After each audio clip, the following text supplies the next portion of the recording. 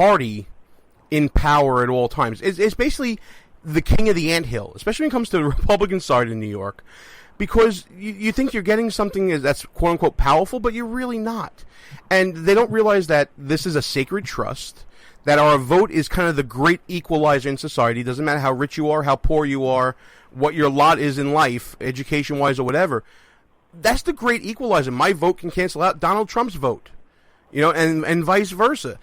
I think there's something missing in people realizing how significant their vote is, and maybe they're starting to be woken up by the primary process, something like that. But I definitely think, listen, don't despair, because you're doing a great job with Project Veritas. Let's talk about the recruiting that you've been doing on college campuses nationwide and the response you've been getting. Well, and thank you for saying that, Gene. I didn't mean to sound cynical. I'm just letting you know it's the number one comment that I get from people, from my audience, and from the people that love the work that we do is the fact that people are not shocked. And so, of course, the reaction to this is to do more of it, is to expose fraud at the highest levels. And we did this in New Hampshire, and they changed the law to require a photo ID because of what we did. The governor vetoed that legislation. The people overrode the veto, and we went again this year. We went ahead and did it again. But Project Veritas right now is on a massive recruiting operation. We spent all week in North Carolina last week on the college campuses identifying and finding these students, these graduating seniors, to become undercover reporters. And this weekend we're having an assessment weekend. We're located in Westchester, New York, and we bring these people to our headquarters, and they learn the art of how to do what we do. And some people make the cut, some don't. And then we have a training weekend. So right now we're in the process of recruiting, identifying, and deploying undercover people. And it's a very long process because not everyone's cut out to do it. And the few that are, we have to train them in the art of how to have these types of conversations. So if you're interested if you're listening to this program and you're interested in becoming involved, and you're in New York, it's careers at Project Veritas, Veritas, careers at Project Veritas, and you can sign up to be an undercover reporter, going into poll locations, going into political campaigns, going into government institutions with a hidden camera, exposing the fraud for all to see. And so I'm very excited about it, and I found that graduating seniors in college are some of the best people. Oh, absolutely. They're ready to be molded and ready to go, and they probably have the most optimism of anybody else that you probably work with.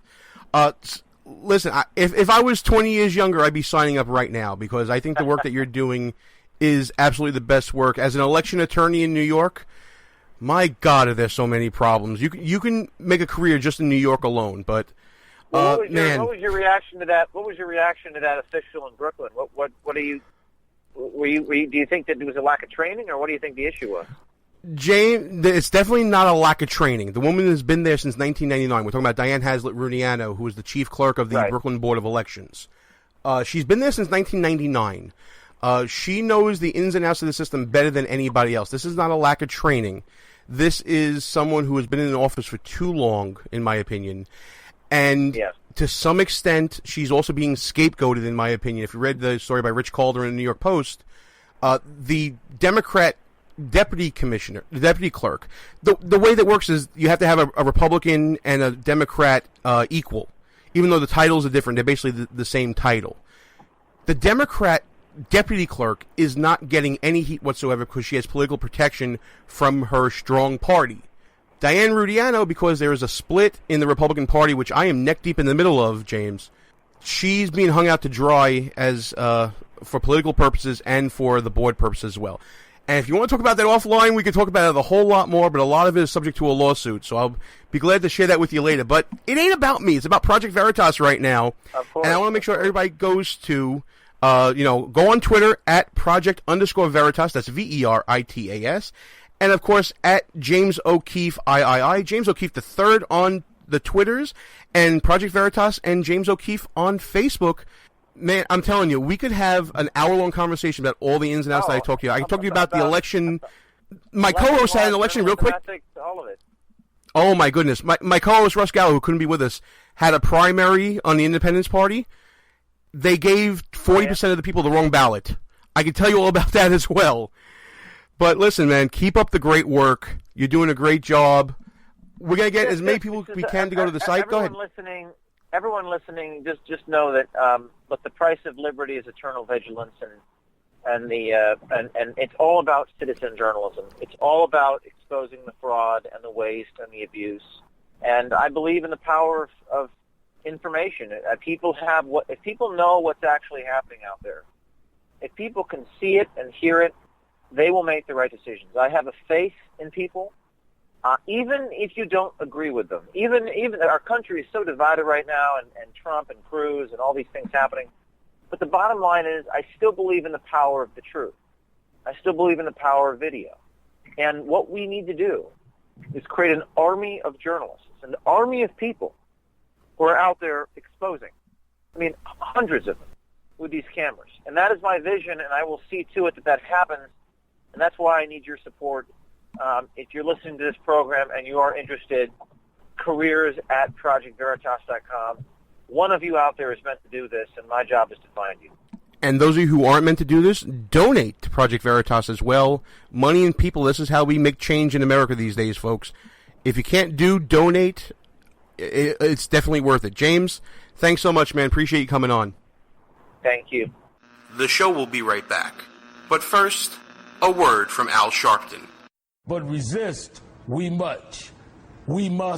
They're all jitty about a shutdown. The tortoise in the race, then co-author of Hubris. U2 lead singer Bono, Fran Drescher, Sigourney Weaver, suspect Jahar Tsarnaev, Rush Limbaugh. Rush Limbaugh, the show Rush Lombard hosts Supreme Court Justice Sonia Sotomayor. Is Mike Muckery yesterday, Antonin Scalia, Kim Kardashian, and the Republican candidates, both Cairo and Benghazi. We rank behind Lavita. First stop, Kazakhstan to college students in Beijing. He's getting lunch at Chipotle in Iowa. Bain is appropriate. The GOP's tax day giveaway to millionaires. Why was traffic problems email sent? The Environmental Projection Agency. And what sequestration has done. And they gave this guy a TV show? Let's get back to our show. Gene Baradelli back behind enemy lines. Joining me on the line right now, a person that you probably never heard of, but who you're going to find out a lot about soon. His name is Guy Short. He is a member of the RNC Rules Committee from Colorado. Guy, how you doing, sir? Good, Gene. How are you? I'm doing better than you are because you're in the eye of the hurricane right now. The Rules Committee is probably the biggest focus on the campaign for all the wonky people out there watching to see what's going to happen at the RNC. Sure, and let me just clarify up front. There are, and this is certainly a complicated process, but there are two rules committees. There's a convention rules committee, and there's the RNC rules committee. I am on the Convention Rules Committee, not on the RNC Rules Committee. The RNC Rules Committee is a standing committee made up of RNC members. I am on the Convention Rules Committee that meets every 4 years, made up of delegates, some of which are also on the RNC Rules Committee, but the vast majority of which are not. So, in other words, you drew the short straw. No, I think they drew the short straw. I think I got the better end of the deal. First of all, I only have to do this every 4 years. Second of all, what we do is binding. The RNC Rules Committee is going to make suggestions to us, which is what they were doing in Florida this past week and what they will do a week before the convention. But it'll be the Convention Rules Committee that will either accept some of those suggestions, reject some of them, or accept them all or reject them all. Ultimately, it'll be the Convention Rules Committee that writes the rules for our party, not the RNC. Which is good. Okay. That's much more of a democratic process, and that means the delegates are going to be the people deciding, not necessarily some of the insiders at the RNC. And that's definitely good news for those of us in the grassroots that are hearing that right now. Full disclosure, you are currently a Cruz delegate in the first round, and you're bound to him, correct? Yes, I'm a pledged Cruz delegate, and just back to your comment about those of us in the grassroots. I am one of you, Gene. I'm in the grassroots. That's why I appreciate I do this every that. 4 years. So we're on the same team here. I appreciate that. Listen, I was never thinking otherwise. To me, it's all one team. It's just, who's the managers and who's the players and all that, right? We're all on the same side here. So now, take us into. Okay, first, has the Convention Rules Committee had any meetings thus far? No, the first meeting of the Convention Rules Committee will be probably Thursday or Friday the week before the convention. In fact, the Convention Rules Committee will have 112 members, two from each state, a male and a female, and then the territories, which will make up 112 members of the Convention Rules Committee, of which probably only 20 or so have been selected. Most of those Convention Rules Committee folks have not been even selected yet. So I'm one of those in the minority who has been selected by my state to be on the Rules Committee at the convention, but most of those have not even been selected yet. Okay. Have you ever served on a Convention Rules Committee prior to this at any other convention?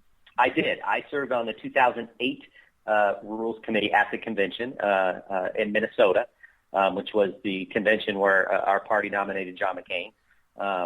And then last year I served on the Platform Committee, which obviously was tasked with a different role, but a similar process in terms of how you become a delegate, how you are elected by your delegation to serve on the convention committees. There are 4 convention committees, of which I've served in the past. I've served on 3 of them. This will be my second time on rules. Okay, so take us into the process of how a convention rules committee would operate. Do you operate from a blank slate? Do you use the previous rules as a sort of a map to guide you through the process, or something else?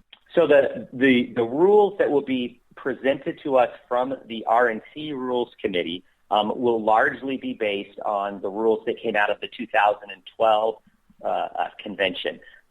However, those rules are temporary rules only for that convention, and they're not binding on our convention. So between 2012, when the rules were written and ultimately approved by on the floor of the convention, between 2012 and now, the R&C Standing Committee on Rules has tinkered with those rules. However, they're largely intact, and most of the higher profile aspect of those rules are still intact. Like, for example, Section 40B, which is what most people tend to talk about these days when we talk about the rules. They are still intact, and at this point, unless the RNC makes any changes the week before, they'll have one more meeting before they hand us their suggestions.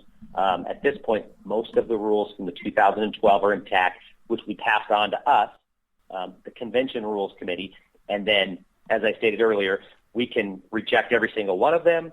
My guess is we'll use those as a starting point, but there's going to be a lot of discussion, and it doesn't only, we won't only discuss rules of the convention. We'll discuss the order of primary states, for example, and other rules that govern the RNC in the process in between presidential elections. Okay, so now a 2-part question for you. I know we're getting a little hyper-technical. Now let's get a little political. Have you, as a pledged Cruz delegate, had any contact from anyone with the Cruz campaign as far as their position on rules? And do you plan to advocate for the Cruz campaign, another campaign, or do you plan to advocate as just an individual delegate, interested grassroots Republican advocate? Well, I've had some discussions with the Cruz folks, and I've worked with them when I was running for delegate, and I was endorsed by the Cruz campaign, so I was proud of that. We haven't had any formal or specific discussions in terms of specific rules that the Cruz campaign wants to see, or any of my thoughts on the rules. None of those discussions have taken place. Again, as I said, the vast majority of this committee hasn't even been selected yet. However, just to be clear, I'm a Cruz delegate. My goal is to help Cruz get the nomination and defeat Hillary Clinton, and I think he's going to do both of those. And so I have no reservation of working closely with the Cruz campaign as well as I can. And to be clear, when I was elected a national delegate, I did so running as a Cruz delegate. I told everybody, hey, I'm a Cruz delegate. I'm a vote for Ted Cruz at the convention on ballot 1. I'm a vote for him on ballot 10, and I'm going to vote for him on ballot 100.